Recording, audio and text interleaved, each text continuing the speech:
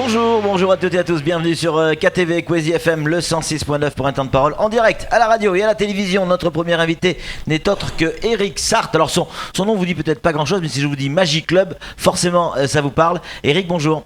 Bonjour. Merci d'avoir accepté notre invitation. Une histoire un peu compliquée qu'on va raconter aujourd'hui, qu'on a pu découvrir dans France Mayotte ce matin. Les faits se sont déroulés samedi pour la 10e, peut-être la 20e fois. Vous êtes fait cambrioler et là vous avez décidé d'agir. Qu'est-ce qui s'est passé ce jour-là ? J'ai pas décidé d'agir ce jour-là, j'ai eu la chance de choper mon voleur, un de mes voleurs, parce qu'ils étaient nombreux, à cette occasion. C'est un peu la goutte d'eau qui fait déborder le vase. On rentre de plongée. Pour la énième fois, mon local a été fracturé. Un certain nombre d'équipements de plongée ont été volés. Des équipements d'enfants, donc je me dis que c'est sûrement pas très loin et donc je vais faire un tour à la mangrove à côté. Comme par hasard, une bande de gamins qui jouent, jusque là c'est très innocent, et puis il y a un shorty qui m'appartient, qui est parmi le matériel des gamins qui a été déposé sur le sable.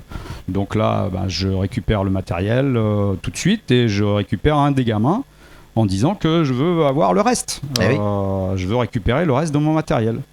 En discutant, il y en a un deuxième qui sort sous un caillou, donc on récupère un deuxième shorty. On continue à insister avec mon salarié, on demande à ce que le reste du matériel revienne. Il y a un troisième gamin qui revient, parce qu'il s'éparpille, il y a un troisième gamin qui revient avec un troisième shorty. Donc là, on récupère un troisième équipement, on est plutôt sûr de notre coup puisqu'on sait que les gamins, c'est eux. On en récupère deux et on récupère deux et on les ramène au centre de plongée parce qu'on a quand même autre chose à faire l'après-midi, on retravaille. Donc on récupère les deux gamins, je gère mes clients en même temps, la préparation du matériel pour la sortie suivante. On est un peu dans le jus. Donc je file le gamin que j'avais en main, je le donne à mon salarié et puis je vais régler un autre problème ailleurs. À l'occasion, le petit gamin, agile comme il peut être, s'échappe, s'évade. Bon, on n'a plus qu'un, on attend notre matériel. On prend la décision de l'entraver. Donc on l'attache. Bon, on n'est pas des spécialistes, on ne sait pas vraiment attacher les enfants. On s'occupe plus des bateaux en général. Et donc on l'entrave comme on peut. Alors on est dans la précipitation, on est dans l'énervement. On prend un bout parce qu'on a du matériel pour les bateaux, donc on prend une corde et puis on l'attache avec ce qu'on a. Alors c'est là que ça commence à mal tourner, au sens où comme on sait pas s'y prendre, on l'attache les bras, on fait un tour autour du cou bêtement. On se serait passé de ça aurait été pas plus mal, mais bon on le fait quand même, on l'assume, c'est comme ça. Ensuite on sait pas quoi faire avec le bout de la corde, donc on essaye de l'accrocher quelque part pour pas que le gamin s'en aille et qu'on ait les mains libres. Et puis voilà, bêtement, on passe ça sur une poutre en haut, en hauteur. Donc l'image qui en reste, c'est un gamin entravé, attaché, avec une corde qui pend du cou et qui est pendue en hauteur. Donc ça, c'est évidemment pas très bon en termes d'image. Question publicité, on peut faire mieux. Mais voilà, c'est comme ça. Maintenant, j'ai pas de solution. Pourquoi vous n'avez pas appelé la police de suite ? Parce que là, en entravant effectivement le gamin, vous avez voulu régler le problème vous-même en fait. Récupérer votre matériel. Récupérer mon matériel. Parce que régler le problème à mon niveau, je pense que ça va pas se régler en 2 jours. Le problème de la délinquance à Mayotte, c'est... Non, mais sur votre matériel. Mais voilà, sur mon matériel. Parce que un gamin, je vois qu'il a dans les 10-12 ans. Je sais bien que c'est pas la première fois que ça m'arrive. Que à d'autres occasions, j'ai fait venir la police. J'ai quand même perdu ma demi-journée de travail. J'ai pas récupéré mon matériel. Le gamin, 2 heures après, je le vois passer devant mon club avec le sourire. Je me dis que c'est pas vraiment du temps... c'est un peu du temps perdu, quoi. Donc la police a perdu son temps. J'ai perdu mon temps. J'ai pas récupéré mon matériel. Là, ce qui m'a incité à le faire aussi, c'est que dans un premier temps, j'étais sûr de mon coup. C'était bien mes voleurs que je détenais. Deuxième temps, mon matériel revenait. Et puis troisième temps, on leur avait donné un délai. C'était une demi-heure. Si au bout d'une demi-heure, mon matériel était revenu, je relâchais le gamin. Et sans appeler la police ? Oui, je réglais le problème. Voilà, c'était pas de plainte, quoi. Pas de dépôt de plainte. Combien de fois ça se passe où où à partir du moment où le problème est réglé, on retire sa plainte, même une fois qu'elle a été posée. C'est vrai. Donc là, c'est un peu le même cas de figure, sauf que je m'affranchissais de la case police. Alors là, il y a la famille. Quelqu'un qui se présente comme le grand frère du gamin qui est entravé, qui vient et qui tente de libérer le gamin. Il y a une petite montée en puissance. Il y a d'abord, dans un premier temps, un premier témoin qui vient me prendre à partie en me disant qu'il est choqué par ce qu'il voit. Oui. Je dis que s'il est choqué, effectivement, je trouve ça choquant aussi. Comme d'autres images à Mayotte peuvent me choquer, mais on passe devant sans s'attarder. Je veux dire, des barbelés aux fenêtres, des barreaux aux fenêtres, c'est choquant. Des favelas qui grandissent, c'est choquant, mais on passe devant sans s'arrêter. Lui, s'il est choqué, il a encore le recours. Je lui propose d'appeler la police. Il y a un autre passant, plus ou moins, qui connaît sans doute un peu le gamin, qui vient, qui est un peu scandalisé aussi, qui fait des photos que vous avez récupérées, des images que vous avez récupérées. Je l'autorise à les faire parce que j'ai pas à me cacher. Et il vous demande en plus, je crois. Il est chez moi, donc il est obligé de me demander quand même. Il me demande, non, je lui dis, vas-y, fais des photos. Je lui dis, oui, fais des photos, pas de problème. J'ai rien à cacher. Je prétends pas planquer le gamin. Je suis pas là pour le séquestrer. J'aurais pu le mettre dans un local fermé, personne n'aurait rien vu. Je récupérais mon matériel, je pouvais même le maltraiter si j'avais voulu. Ça, c'est ce qui n'a pas été le cas, vous n'avez pas touché au gamin. Non, on l'a pas touché. En revanche, vous, avec cette personne... En revanche, ensuite, donc un des soi-disant grands frères, j'en sais rien, vient énervé, très énervé, et veut rentrer dans mon local, veut me libérer son frère. Si c'est son frère, je peux le comprendre. Et puis, il me pousse, il vient au contact. Et vous prenez un coup de poing. Je prends un coup. Je prends un coup de poing. Au visage. Au visage. Bon, je suis pas marqué. Pas de bol. Et il reviendra plus tard avec une barre de fer. Alors il est très énervé, donc il revient avec une barre de fer. C'est un peu au moment où la police arrive, donc l'affaire commence à se calmer, mais lui il est quand même assez excité. Il me menace sans lever le bras, mais il me menace avec une barre de fer qu'il a récupérée parce qu'il y a du matériel qui traînait. Et le policier lui fait comprendre que rapidement ça peut dégénérer s'il continue. Donc ça se calme assez vite après ça. Et donc le gamin est embarqué par la police, libéré et embarqué par la police, c'est ça? Gamin la police fait son travail, donc prennent aussi des photos. Ils font les choses comme ils doivent faire, quoi. Et ensuite ils vont au poste avec le voleur. Et puis nous on est convoqués aussi évidemment, donc on y va ensemble. Et tout le monde est relâché quelques heures plus tard. Une fois qu'on a eu déposé, une fois qu'on a eu porté plainte de notre côté, et je pense aussi du côté du frère de l'enfant, je pense que tout le monde est rentré à la maison. Est-ce que vous comprenez, Eric, que cette image ait pu choquer des gens qui passaient, de voir ce gamin accroché au cou, avec une corde au-dessus, qui donne l'impression qu'il est pendu, quoi? A posteriori, je comprends. Sur le moment, je suis dans l'action, c'est ça. Je suis énervé.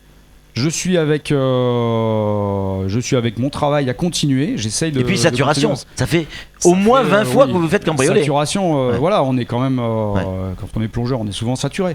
Mais ça fait 10 plaintes déposées au moins.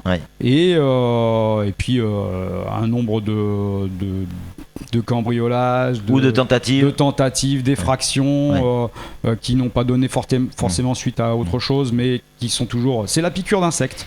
C'est quelque chose qui tarabuse, qui finit par énerver, et puis au bout d'un moment, on fait des bêtises. Est-ce que là, aujourd'hui, vous regrettez quelque chose? Et si oui, quoi? Ce que je regrette, c'est de m'être fait choper. Non, ce que je regrette, c'est d'avoir bêtement accroché le cou, parce que ça servait à rien, et d'avoir pendu la corde en haut. On aurait entravé le gamin, il était comme il était d'ailleurs, assis avec les pieds et les mains attachés dans le dos, avec des liens un peu serrés, ce qui était le cas. Le résultat était le même, il pouvait pas s'enfuir, et l'image n'était pas choquante, il y avait un gamin assis. Est-ce que la loi autorise à entraver quelqu'un quand on attrape son voleur? Alors on a le droit d'attraper son voleur, c'est quand même un peu la moindre des choses, même si c'est pas votre voleur, vous avez le droit d'attraper un voleur, ça à ma connaissance. Si vous voulez pouvoir faire quelque chose, il faut bien prévenir ou agir, quoi. Il va peut-être falloir se libérer les mains, donc il va falloir l'entraver. Donc jusque là on a encore le droit. Au-delà, il faut quand même prévenir la police, ce que j'étais pas forcément en train de faire. Voilà. Samuel, une question pour Eric. Une question toute bête. La police est intervenue à l'issue, mais est-ce que vous avez récupéré l'ensemble de votre matériel volé? Et oui, en plus pratiquement, enfin il me reste un shorty.